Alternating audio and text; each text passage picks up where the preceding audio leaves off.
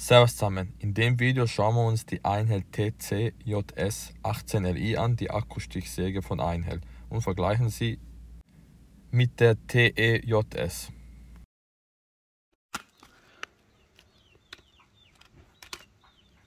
So, kommen wir zum Gewicht.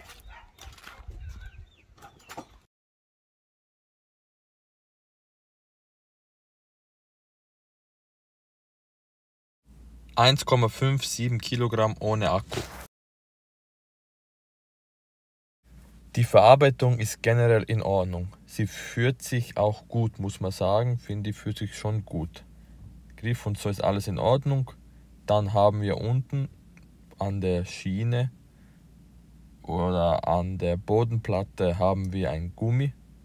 So eine Abdeckung, um empfindliche Oberflächen nicht zu beschädigen. Die kann man einfach abnehmen, wenn man sie nicht mehr haben will. Unten sind zwei Imbus, zwei Muttern, die den Stuhlhorster unten festhalten, und die muss man lösen, um eben Schrägschnitte durchführen zu können. Das finde ich nicht gut, das ist leider so, das finde ich nicht gut. Praktischer wäre, hat man einen schnellen Mechanismus, wo schneller geht. Seht, 3,4 cm ist der Griff breit. Das Einzige, was sich vielleicht nicht so gut anfühlt, ist die Sicherungstaste. Die gefällt mir nicht ganz so gut, aber ja, so ist es halt. Und ja, sonst ist sie eigentlich wirklich nicht schlecht. Die Verstellung ist auch gut. Sie hat eine etwas kleinere Bodenplatte wie die andere Einhell, aber das werdet ihr jetzt erst in einem anderen Video sehen. Jetzt zeige ich euch gleich die Maße, wie sie ausschaut, und da habt ihr es ungefähr, ja, nicht ganz 7 cm, und da haben wir die Länge, die ist ziemlich genau 15 cm. Und ja, da seht ihr sie nochmal von der Nähe. Da habt ihr es da, das, sagen wir, Schutz, die Schutzvorrichtung, um die Finger nicht da zu beschädigen oder dass die Finger nicht reinkommen. So tut man das Sägeblatt wechseln. Das Sägeblatt geht relativ einfach zum Wechseln. Das Einführen gefällt mir. Ja, es ist eigentlich insgesamt gut, muss man sagen. Es hat ein bisschen nervig, dass man es immer drücken muss, aber ist okay, ist in Ordnung. Drücken, dann einfach das Sägeblatt reintun und dann loslassen, dann soll es fest sein. Und dann ist es fest. Was mir gefällt, ist der Auswurfmechanismus.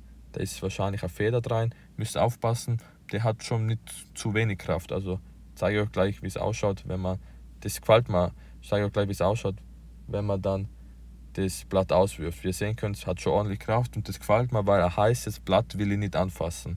Deswegen finde ich so einen Auswurfmechanismus super, dass der das Sägeblatt beim Aufmachen einfach rausschmeißt. Das gefällt mir, das finde ich gut, das finde ich super sogar.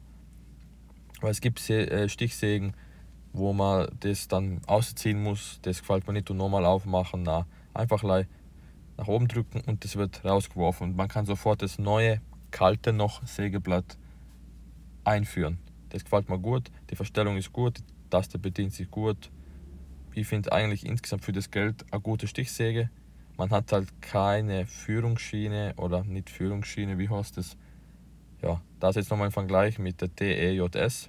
Seht ihr, die TEJS ist etwas massiver, auf jeden Fall, das sieht man schon. Und finde ich, ja, hochwertiger verarbeitet ist die TEJS, also die rechte, die besser, ja. Da habt ihr unten, wie ihr sehen könnt, zum Einspannen, das hat die TCJS nicht. Und ja.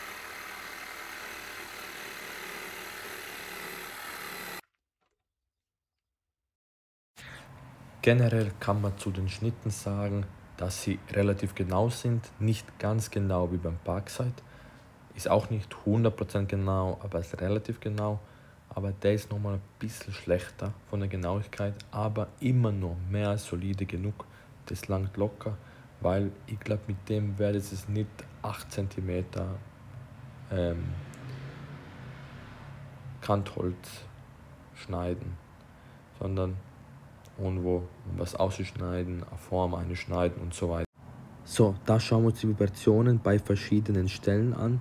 Da oben haben wir es beim Griff, wo es gummiert ist, um die 26, 25 Meter pro Sekunde. Da haben wir nochmal einen anderen Wert, da ist etwas weniger, 20 Meter pro Sekunde, mehr oder weniger. Und ja, bei den ungummierten Stellen sehr, sehr, sehr viel mehr. Macht einen riesigen Unterschied, werdet ihr es gleich sehen. Also sehr, sehr, sehr viel mehr.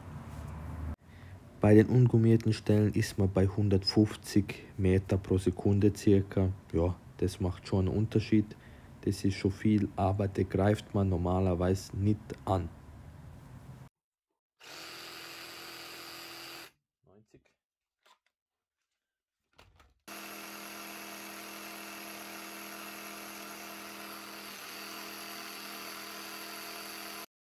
So, kommen wir zur TCJS zum Fazit. 70 mal 30 schafft sie in 4,4 Sekunden. Das ist sehr viel langsamer als die Parkside. Gewicht ist deutlich niedriger mit 1,57 Kilogramm. Die Maße sind auch kompakter, 21 x 8 x 21. Dann haben wir die Ergonomie, ist in Ordnung. Sie hat leider keine LED und keinen Parallelanschlag.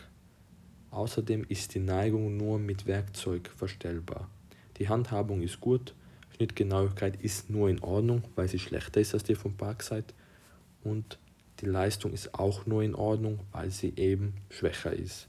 90 dB ist gut, ein bisschen leiser als die Parkside, 50 € Preis ist in Ordnung. Vibrationen sind gut, für die Stichsäge deutlich weniger als bei der Parkside, 20 weniger beim Griff und 10 weniger vorne. Beim Motor ist es genau gleich, heißt einfach besser isoliert. Insgesamt kann ich sie empfehlen, wer im Einheitssystem ist und eine Stichsäge für kleines Geld braucht. Wer auf die LED, den Parallelanschlag und solche Sachen verzichten kann und den schnell und eben ohne Werkzeug die Neigung zu wechseln, wer auf das alles verzichten kann, der ist mit der nicht schlecht bedient, muss man sagen. Also, alle Sägen oder ja, seien unten verlinkt. Ich bedanke mich fürs Schauen. Servus und ciao.